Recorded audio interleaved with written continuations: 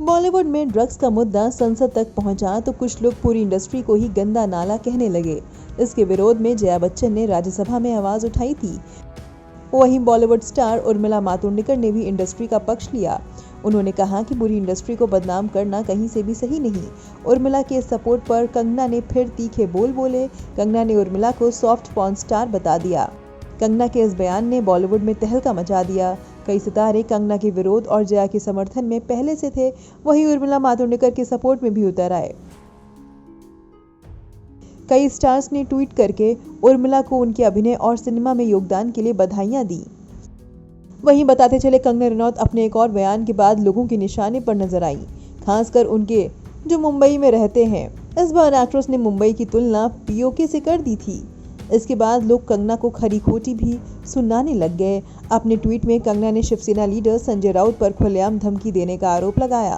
Actress ने कहा कि संजय राउत ने उन्हें मुंबई कभी वापस न लौटने को कहा था। मुंबई अब पाकिस्तान अधिकृत कश्मीर जैसी क्यों महसूस हो रही है। कंगना के इस बयान पर सेलेब्स के लगातार रिएक्शंस भी आए और अब एक्ट्रेस अर्शी खान ने कंगना के बयानों पर अपना स्टेटमेंट दिया है। आइए देखते हैं अर्शी खान का क्या कुछ कहना है। कंगना जब स्टार्ट हुई थी तो मैं भी उसके साथ बहुत अच्छे से थी कि सुशांत सिंह राजपूत के लिए उसने बहुत अच्छी आवाज़ उठाई, नेपोटिज्म ग्रुपिज्म के बारे में बोला। लेकिन धीरे धीरे कंगना रनावत अपने पर्सनल ग्रजेस निकालने लगी, लोगों से लड़ाई झगड़े निकालने लगी, चाहे वो अनुराग कश्यप हो, चाहे उद्धव ठाकरे साहब हों, चाहे मुंबई को पोक कह देना, Pakistan occupied Kashmir. No guys, I know very well, but मैं उसको नहीं बताना चाहती थी। तो ये सब चीज़ें बहुत ही ज़्यादा गलत है। उसका मुझे ये चीज़ समझ में नहीं आता कि मुझे मीडिया से भी ये बहुत ही ज़्यादा दिक्कत है कि अगर उसको हरामखोर बोल दिया तो वो देश की बेटी बन जाती है। और अगर उर्मिला मातोंडकर को वो या तो ग्रेड की बात करती है कि पहले ये बात करती थी कि लोग चिल्ला कर बोलती थी सुशांत सिंह राजपूत को इन लोगों ने फ्लॉप एक्टर कहकर मार दिया। अब तुम क्या कर रही हो? तुम जो बड़े बड़े आर्टिस्ट हैं, उर्मिला मातोंडकर, वो जन्म भी नहीं ली होंगी तब से वो इंडस्ट्री में काम कर रही हैं, तो उनको उन्होंने सॉफ्ट पॉर्न स्टार बोल दिया, बी ग्रेड आर्टिस्ट बोल दिया। तो मुझे इसकी ये सब चीज़ें समझ में नहीं आती हैं। पर्सनल ग्रजेस बहुत निकालती है। जैसा अपनी बात करती है तो अपनी बात में वो अपने आप को देश की बेटी साबित कर देती है।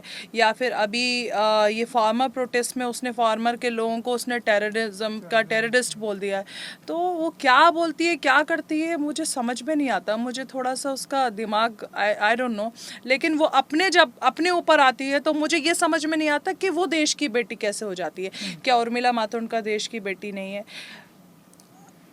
उर्मिला मातोंडकर के बारे में उसने इतने बड़े बड़े स्टेटमेंट दे डाले। अगर कोई और अगर उसके साथ ऐसा कर देता तो वो हल्ला मचा देती है कि मेरे साथ ऐसा क्यों हुआ। सो आई डोंट लाइक, इस वे में मैं उनको पसंद नहीं करती।